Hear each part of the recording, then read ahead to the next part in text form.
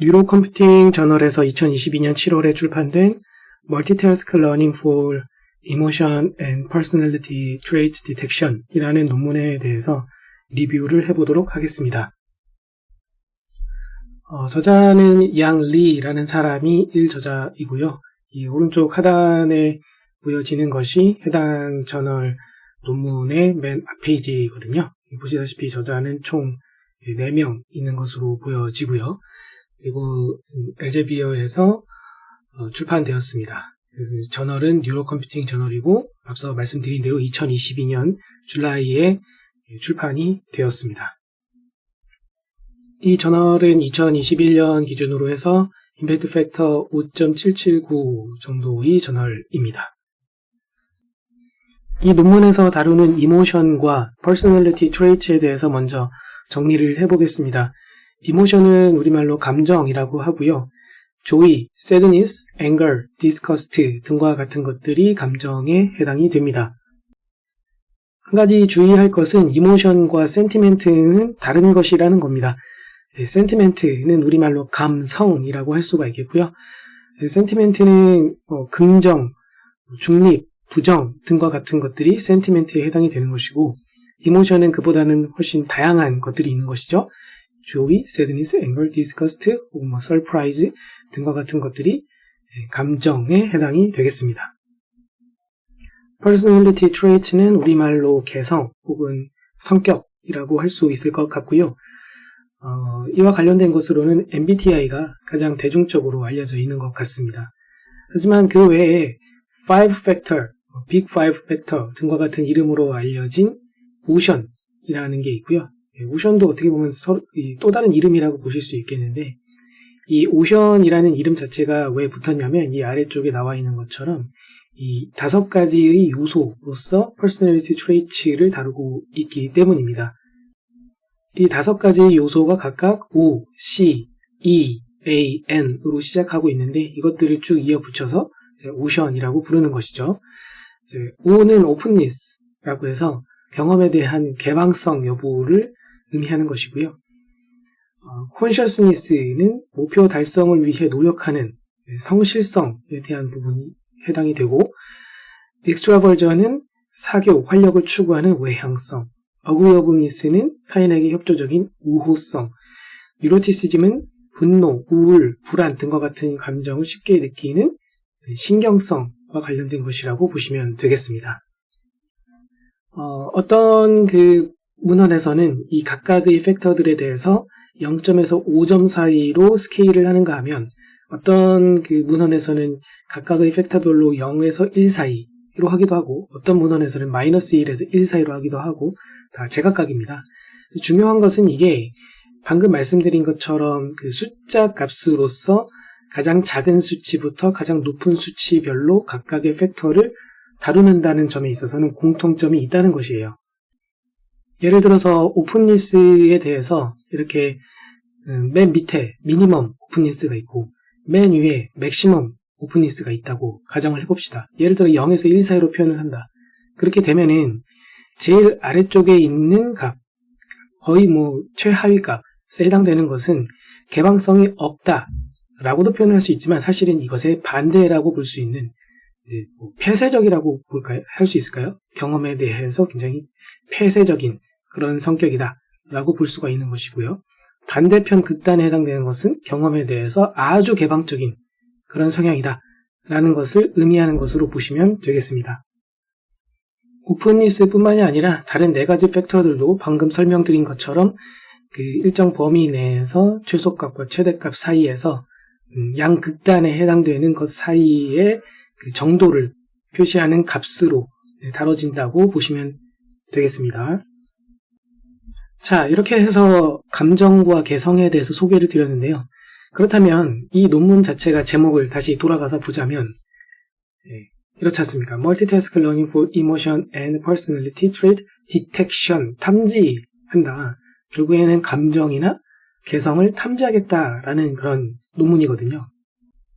그렇다면 감정과 개성을 탐지해서 뭐하나, 이걸 알아서 어디다 쓰나, 예를 들어서 맞춤형으로 해서 각각의 개인별 감정이나 개성을 파악해가지고 그 정보를 바탕으로 개인 맞춤형 영화, 옷, 음식 등과 같은 것들을 추천해준다면 훨씬 더 그 서비스 만족도가 올라갈 것입니다.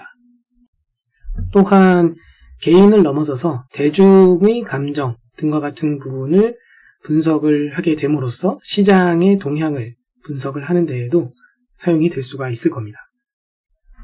자, 아무튼 감정과 개성을 탐지할 수 있게 되면 유용하다는 것은 충분히 말씀을 드린 것 같고, 자, 그렇다면 이 논문에서의 모티베이션이라 하면은 맨 아랫줄에 빨간색으로 써져 있는 문장이 되겠습니다. 감정과 개성을 이렇게 쭉 생각을 해보니 감정 따로, 개성 따로 다루기보다는 이 두 녀석이 서로가 굉장히 밀접해 보인다. 그렇지 않습니까?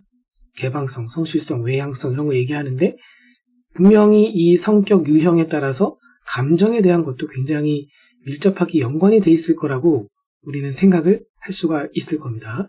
그래서 감정과 개성은 서로 연관성이 깊어 보이는데 이것을 따로따로 풀지 말고 동시에 풀도록 하면 상호 간의 시너지 효과 같은 게 있지는 않을까, 그렇게 생각을 할 수 있다는 거죠.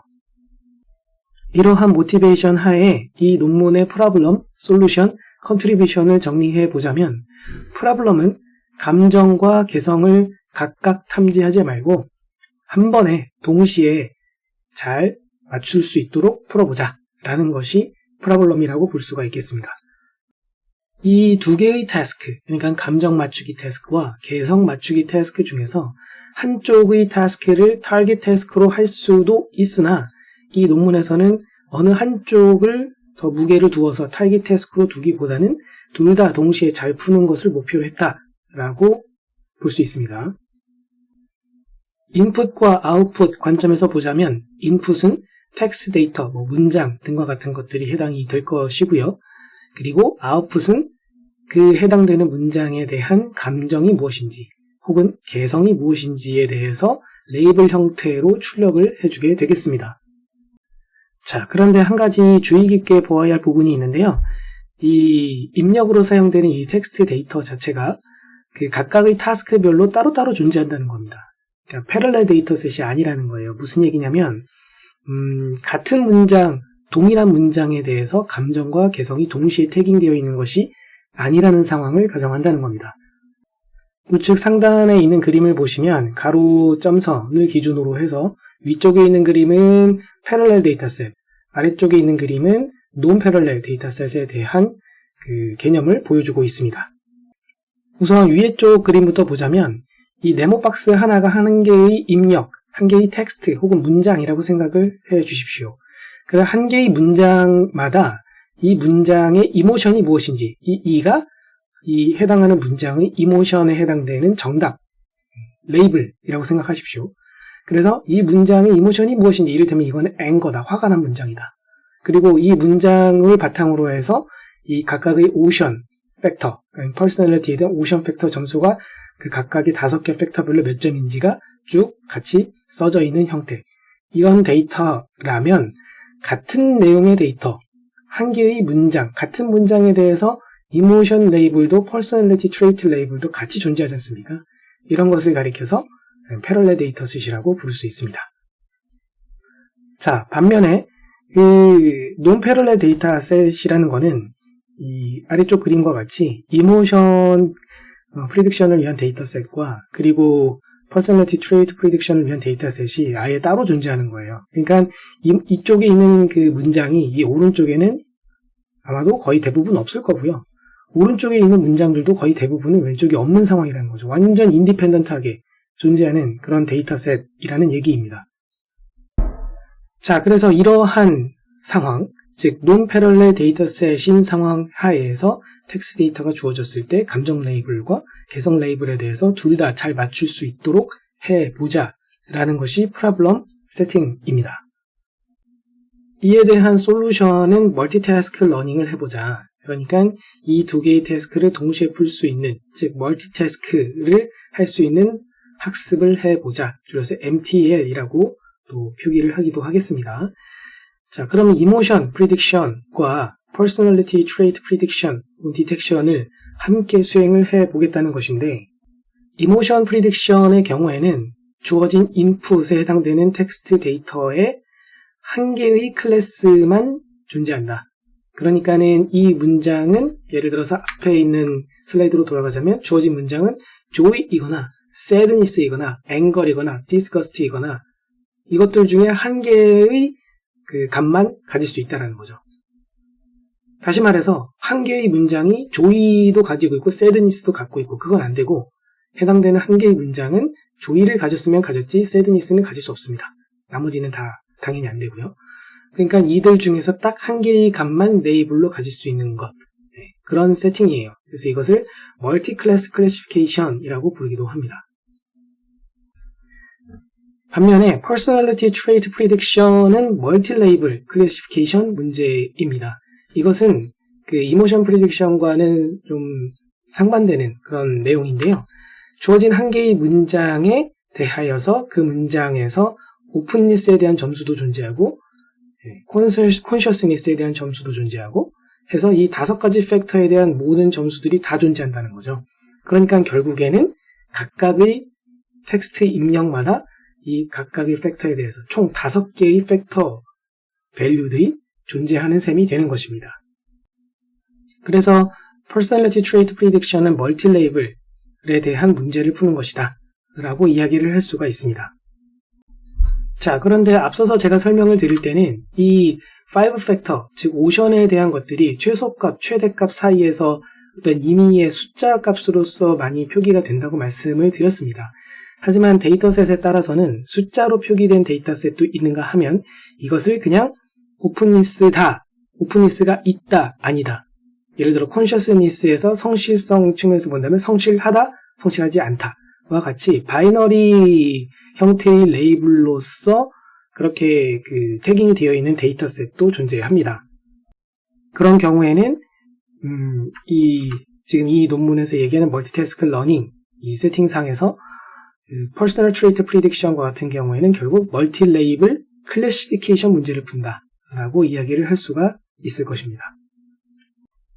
자, 그러면 이 논문에 대한 컨트리뷰션을 정리해 보자면 MTL에서 멀티태스크 러닝에서 태스크 간의 인포메이션 플로우를 위한 새로운 게이트를 설계했다. 그냥 MTL을 푼 게 아니라 이 뒤에서 살펴보겠지만 이 논문의 저자들이 새롭게 제시하는 게이트가 있습니다. 그 게이트라는 메커니즘을 통해서 타스크 간의 정보의 교류가 활발하게 이루어질 수 있도록 도와주었다. 그렇게 주장을 하고 있습니다. 그 게이트의 이름은 SOG 게이트라고 이름을 붙였고요. 중요한 정보에 집중하도록 설계를 했으면서도 그러니까 타스크 간의 그 공유를 해야 되는 중요한 정보에만 집중하도록 설계를 했으면서도 상대적으로 기존의 다른 게이트에 비해서 계산량이 더 적다라고 주장을 합니다. 두 번째 컨트리뷰션은 기존 한 2017년에 나온 그 논문이 있는데 그 논문의 모티브를 받아서 MAML, 줄여서 저는 그냥 마물이라고 읽겠습니다. 마물이라는 기존의 그 메타러닝 기법이 있는데요. 그 마물 기반으로 해서 이 논문에서도 학습을 할 때 메타러닝을 수행을 했다. 그렇게 이야기를 하고 있습니다. 자, 그러면 이 논문에서 어떤 메소드를 사용했는지 모델의 전반적인 구조부터 이야기해 보겠습니다. 오른쪽 그림을 쭉 보시면 아래쪽에서 인풋이 들어와서 위쪽 방향으로 쭉 화살표가 흘러가고 있습니다. 그래서 맨 위에는 아웃풋 1 그리고 아웃풋 2가 존재하고 있죠. 그러면 이 아래쪽부터 보면은 인풋 1과 인풋 2가 따로따로 들어오는데 이것이 바로 1번 타스크에서 들어오는 입력, 2번 타스크에서 들어오는 입력을 의미하는 것이죠. 그래서 서로 다른 타스크에서 입력이 각각 따로따로 들어오고 이것을 그 다음에 바로 임베딩 레이어에 의해서 임베딩 벡터들을 얻어낸다는 얘기가 되겠습니다. 그런 후에 컨볼루셔널 레이어, 엑스플링 레이어, 그 다음에 댄스 레이어, 소위 말하는 풀리 커넥티드 레이어를 이야기하는 것이죠. 그렇게 댄스 레이어에 이어서 최종적인 아웃풋을 얻어낸다라는 구조를 가지고 있습니다. 사실 솔직히 말씀드리자면 저 개인적으로는 굉장히 이 구조 자체는 별로 볼 거는 없습니다. 흔히 볼 수 있는 전형적인 CNN 구조라고 볼 수가 있겠고요. 여기서 이 인포메이션 플로우라고 써있는 부분을 보시면은 댄스 레이어 다음에 바로 인포메이션 플로우가 한번 일어나고 있고 맥스 풀링 레이어 다음에도 일어나고 있고 컨볼루셔널 레이어 다음에도 일어나고 있습니다. 즉, 이 논문에서 제시한 구조는 결국 CNN 구조는 맞는데요. 서로 다른 타스크에 대해서 각각 컨볼루션을 하되 그 CNN 다음에 또 맥스플링 다음에 마지막으로 덴스 레이어 다음에 상호 간의 인포메이션 플로우라는 이런 구조를 추가적으로 갖고 있는 그런 구조다라고 요약할 수가 있을 것 같습니다. 여기서 인포메이션 플로우 부분에 바로 이 논문의 저자들이 설계한 게이트, SOG 게이트라는 것이 사용이 된다라는 것인데요. 이제 이에 대해서 이야기를 해보도록 하겠습니다. 이것을 이제 인포메이션 쉐어링, 자신들이 이 앞에서 인포메이션 플로우라고 썼지만 이것을 인포메이션 쉐어링이라는 또 다른 단어를 써서 지칭하고 있습니다. 인포메이션 쉐어링 게이트를 제시하고 있는데요. 지금 화면에 보여지는 그림상에서 이 논문의 저자들이 제시하는 녀석은 제일 오른쪽에 있는 SOG라는 게이트입니다. 맨 왼쪽에 있는 것부터 시작해서 세 번째 있는 것까지는 아주 심플한 게이트이거나, 이 녀석이 아주 심플한 게이트이죠. 심플한 게이트이거나 혹은 과거에 제시된 바 있었던 게이트를 의미합니다. 여기서 SIG라는 것과 SILG라는 이 두 게이트와 같은 경우에는 이 인포메이션 플로우가 단방향으로만 일어나는 것을 볼 수가 있어요. 무슨 얘기냐면 정보를 왼쪽에서 오른쪽으로 주는 과정에 있어서 그 왼쪽 정보만을 잘 갈무리해가지고 오른쪽에 전달한다. 그렇게 되어 있습니다. 이것을 뭐 순서만 바꾸면 오른쪽에 있는 정보를 왼쪽에 전달할 때도 오른쪽에 있는 정보를 잘 요약해서 왼쪽에 전달하는 그런 구조를 띠고 있는 것이죠. 이 세 번째 있는 것도 마찬가지이고요. 약간의 그 구조는 다르지만 결국은 제가 말씀드린 바와 같이 이쪽 왼쪽 소스에 해당되는 타스크 쪽에서의 정보를 잘 요약해서 타깃 타스크 쪽으로 준다. 그렇게 볼 수가 있을 것 같습니다. 그런데 이 두 번째에 있는 CAG와 같은 경우에는 이 왼쪽에서 오른쪽 방향으로 결국 정보를 주긴 하는 건데 그 과정에서 왼쪽 정보만 쓰는 것이 아니라 이 오른쪽 정보도 일단 함께 받아서 선택적으로 유용한 정보를 찾아내서 오른쪽에 전달을 하는 그런 구조를 가지고 있습니다. 따라서 이 CAG와 같은 경우에는 다른 SIG나 SILG에 비해서 다소 복잡하긴 하지만 충분히 리즈너블한 그런 구조를 가지고 있다라고 볼 수가 있기는 한데요. 이 논문의 저자들은 CAG와 같은 경우에는 너무 같다. 그러니까 너무 복잡하게 만들어서 쓸데없이 계산량이 많다. 그렇게 주장을 하고 있어요. 그래서 자신들이 제안한 SOG라는 게이트는 여기서 양쪽의 것을 굳이 받아들일 필요 없이 기존의 SILG처럼 비스무리한 구조를 가져간다. 한쪽에서만 정보를 받아서 그냥 써도 돼. 그런데 이 과정에서 CAG에서 정말 성능 향상을 가져온 부분은 양쪽의 것을 함께 사용한 부분이라기보다는 소프트맥스를 썼기 때문이야 라고 주장을 하고 있어요. 즉, 잘 보시면 SIG와 SILG는 소프트맥스를 사용하지 않고 있거든요. 그런데 CAG에서 소프트맥스를 사용하고 있다는 점에 착안을 해서 자신들도 소프트맥스 함수를 대신 써봤고 이 구조가 상당히 효과가 좋음을 확인하였다 라고 주장을 합니다. 그리고 이 소프트맥스를 사용을 하는 것이 왜 성능이 좋은가? 그것은 이 앞장으로 돌아갔을 때 서로 다른 태스크 간의 인포메이션이 서로가 쉐어링이 일어나는 과정에서 서로가 도움이 되는 인포메이션이 있는가 하면 서로에게 반대로 방해가 되는 별 도움이 되지 않는 그런 인포메이션이 오갈 수도 있거든요. 그러니까 상호 간에 도움이 되는 것들만 선택적으로 말 그대로 셀렉션해서 플로우가 일어나 주어야 하기 때문에 그러한 인포메이션 셀렉션 관점에서 봤을 때 소프트맥스가 더 효과적이다 라고 주장을 하고 있는 것입니다. 왜냐하면 소프트맥스 함수라는 것이 확률로서 정의가 될 수 있는, 즉 여러 개 중에서 베스트 한 개만을 선택을 할 때 많이 흔히 사용되는 그런 함수지 않습니까? 그래서 말 그대로 선택, 제일 좋은 놈들을 선택하겠다. 그런 의미로 보았을 때 소프트맥스 함수가 타당하다라고 주장하고 있다고 보면 되겠습니다.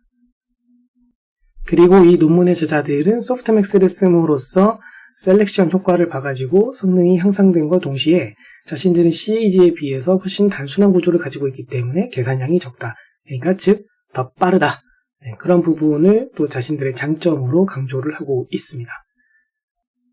이 논문에서 사용한 로스 펑션에 대해서 보도록 하겠습니다. Personality Trait Prediction을 위한 로스는 멀티레이블 소프트 마진 로스를 사용을 하고 있고요. 그에 대한 수식은 지금 화면 상단에 보시는 바와 같습니다. 여기서 YPI라고 되어 있는 텀은 i번째 personality에 대한 정답, 레이블이라고 보시면 되겠고, 똑같이 써있는데 hat이 씌워져 있는 요거는 모델이 예측한 값이라고 보면 되겠죠. 당연히 이 두 개가 같을수록, 즉 정답이랑 예측값이 같을수록 좋은 거라고 보실 수 있겠고, 그리고 이 i라는 노테이션이 대문자 C에 대하여서 반복적으로 동작하는 그런 반복자 개념으로 사용이 되고 있다. 그렇게 보시면 될 것 같습니다. 그리고 이모션 프리딕션과 같은 경우에는 이거는 멀티레이블 문제가 아니기 때문에 여기에서 사용하는 로스는 크로스 엔트로피 로스를 사용을 했다라고 되어 있고요. 그래서 전체 로스는 이 두 개의 로스를 단순 합한 것을 전체 로스로 사용을 하고 있습니다. 그래서 이 로스 펑션에 대해서는 사실 이 논문에서의 컨트리뷰션은 없다라고 보시면 되겠고요. 굉장히 스트레이트 포워드하게 사용을 하고 있다. 트래디셔널한 방법을 그대로 취하고 있다라고 보실 수 있겠습니다. 하지만 앞장에서 보여드린 이 인포메이션 쉐어링 게이트 부분에서는 맨 오른쪽에 보여드렸던 SOG 게이트가 바로 이 논문의 첫 번째 컨트리뷰션에 해당이 되고 있습니다. 그리고 이 논문의 두 번째 컨트리뷰션이라고 볼 수 있는 것, 그것은 바로 이 논문에서는 마물이라는 2017년에 ICML에서 공개된 이 마물 메타러닝 알고리즘 기반으로 해서 자신들이 메타러닝을 수행했다. 그래서 그 알고리즘을 논문에 이렇게 정의를 해주고 있습니다. 이 알고리즘의 동작은 결국 이렇게 세 꼭지로서 요약해서 말씀을 드릴 수 있는데요. 소위 말하는 배치 단위 혹은 미니 배치 단위로 파라미터들을 업데이트를 많이들 수행을 하는데, 그 과정에 있어서 이모션 데이터셋을 DE라고 부른다면 그 DE라는 이모션 데이터셋의 각 배치에 대하여서 퍼스널리티 트레이트 데이터셋인 DP의 배치를 무작위로 K개의 샘플링을 일단 합니다. 그렇게 해서 샘플링된 K개의 그 배치 각각에 대하여서 파라미터 업데이트 값들을 얻어내서 쌓아두게 됩니다. 바로 그 파라미터 업데이트 활용을 바로 하지는 않고 일단은 쌓아둡니다. 그렇게 하면 이제 그 배치들마다, 즉 K개의 배치들마다 각각 파라미터 업데이트를 다 얻어냈으니 K개의 파라미터 업데이트 값이 쌓아져 있겠죠.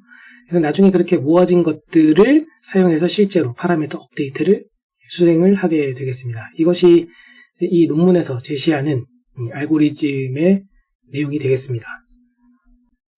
여기서 그 5번째 줄부터 9번째 줄까지가 지금 표시가 되어 있는데요. 이 부분이 이 왼쪽 제가 설명드린 부분에서 파란색 부분에 해당되는 부분입니다. 이 부분에 대해서 조금만 더 살펴보자면 이 파란색 두 개의 꼬다리 중에서 첫 번째 꼭지 부분은 실제로는 여기 네 번째 줄입니다. Sample K batches, DPK from DP라고 되어 있습니다. 그렇죠? DP로부터 K개의 배치를 무작위로 샘플링하고 있습니다. 자, 여기서 이 윗줄, 세 번째 줄에 보시면은 요 녀석과 요 녀석, 이 두 가지 녀석이, 이 두 개의 녀석이 실제로는 그냥 빈 리스트예요. 그냥 빈 리스트입니다. 뭔가 좀 엄청 거창하게 보여지지만 실제로는 그렇지 않고 그냥 비어있는 리스트고요. 5번째 줄부터 9번째 줄 사이에 바로 이 두 번째 파란색 꼬다리 부분이 실행이 되고 있는 거예요. 각각의 그 배치마다 포문이 돌고 있는 것이죠. 그 포문이 도는 내부를 보시면은 결국에는 로스를 계산해내고 그레디언트 디센트를 얻어낸다. 그리고 이렇게 얻어낸 그레디언트 디센트 값을 사용을 해가지고 업데이트될 파라미터 값을 얻어내고는 있습니다. theta hat이라는 형태로 얻어내고는 있죠. 하지만 이것을 얻어내서 실제로 theta에다가 다시 이걸 넣어주고 있지는 않는 거예요. 그러니까 실제 업데이트는 하고 있지 않고 업데이트 될 파라미터, 그러니까 업데이트 되어 있다면 이렇게 됐어야 해 라고 할까요? 그런 그 값으로서 얻어내서 일단 아까 만든 비어있는 리스트에다가 차곡차곡 쌓아두고 있습니다. 그렇게 해서 포문을 다 마치고 나면 K개의 배치에 대하여서 각각 포문을 돌았으니 이 원래는 비어있던 리스트에 각각 K개의 값들이 들어가 있게 될 것입니다. 이렇게 쌓아진 K개의 값들을 사용을 해서 11번째 줄에 가서야 실제로 파라미터를 업데이트를 하고 있는 것입니다. 논문의 저자들이 설계한 알고리즘은 그리고 마물이라는 알고리즘을 기반으로 해서 설계가 된 녀석이라고 보시면 되겠고요. 실제로 이 논문을 찾아가서 보시면은 굉장히 이 모양과 유사하게 되어 있습니다. 자, 그렇다면 이제 실험입니다. 데이터는 이 오른쪽 표와 같이 ISEAR, TEC, Personality라는 데이터셋 3개를 사용했고, 이 중에 위에 거 2개는 Emotion에 대한 데이터셋이고, 맨 아래쪽 거는 Personality Traits에 대한 데이터셋입니다. 자, 레이블 개수가 이렇게 가지수가 나와 있지요. 그리고 데이터셋은 각각 다 개별로 트레이닝 셋과 테스트 셋을 나눴는데 8:2 비율로 나눴다고 합니다. 이 논문에서 제시한 모델은 기본적으로 CNN 구조였습니다. 그래서 그 CNN 모델에서 맨 아래쪽에 있었던 인베딩 레이어의 값과 같은 경우는 글로브를 값을 가져다 사용을 했다라고 되어 있고요. Personality Trait Prediction과 같은 경우에는 이게 이제 클래시피케이션 문제로 지금 풀어야 되는 상황이다 보니까 그 값을 얻어내서 그 숫자 값을 얻어내서 0에서 1 사이로 얻어내서 그것을 0.5 스레숄드 값을 기준으로 해서 프리딕션 리절트를 얻어냈다라고 기술하고 있습니다. 5번의 그 실험을 따로따로 돌려서 최종 성능 얻을 때는 그것을 평균 내가지고 얻었다고 하고요. 매트릭으로는 어큐러시, 프리시전 리콜, 그리고 F1 스코어를 썼다고 되어 있습니다. 첫 번째 실험 결과는 그 싱글 타스크 성능입니다. MTL이 아니라 각각의 타스크별로 해서 따로따로 성능을 체크한 것이고요. 이것은 MTL을 이제 해나감에 있어서 어떤 모델을 사용할지에 대한 justification, 그런 의미를 가지는 그런 실험이라고 볼 수가 있어요. 자, 여기서 보시면 모델은 BERT 언어 모델과 LSTM 그리고 CNN을 비교해 주고 있습니다. 보시면 전반적으로 봤을 때 CNN이 가장 좋은 성능을 나타내고 있는 걸 볼 수가 있는데요. 하지만 아마도 이 세 개의 모델 중에서 가장 컴팩트한 모델, 그러니까는 가장 파라미터 개수가 적은 모델이 아마 CNN일 거예요. 뭐 레이어 개수가 많았던 것도 아니고 굉장히 쉘로한 구조를 가진 멀티채널 CNN이었거든요. 그러니까 가장 이 중에서 제일 가벼운 모델이었음에도 불구하고 성능이 제일 좋았다. 왜 그렇게 됐을까? 그것은 좀 의문이긴 합니다. 그리고 특히 또 BERT는 왜 성능이 낮았을까? 이에 대해서 논문의 저자들은 사실 특별한 그 설명을 해주고 있지는 않아요. 이렇게는 이야기하고 있어요. Personality Detection, Emotion Prediction 타스크에 BERT가 아마도 맞지 않아서일 거다. 약간 황당한 주장을 하고 있는데요. 이 부분은 사실 이쪽에 종사하는 사람들은 아무도 동의를 안 할 그런 내용이라서 이 부분은 좀 사실은 의아한 부분입니다.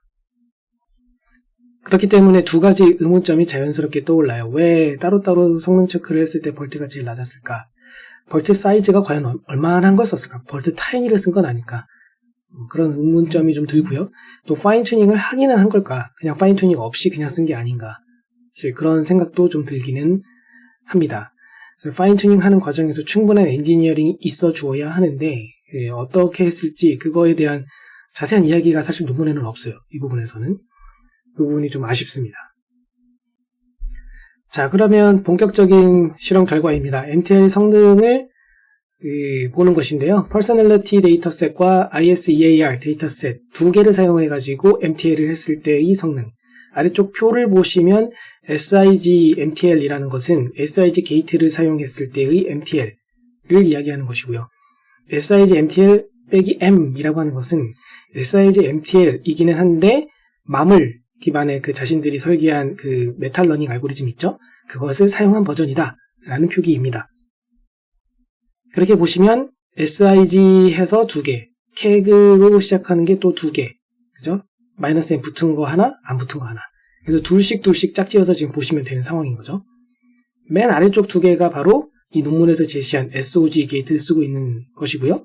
그 중에서 마이너스 M 붙은 거, 이 녀석이 이 저자들이 지금 가장 밀어주고 있는 그 어프로치죠. 자신들의 메소드. 이것이 가장 좋은 성능을 일단 보여주고는 있습니다. 전반적으로.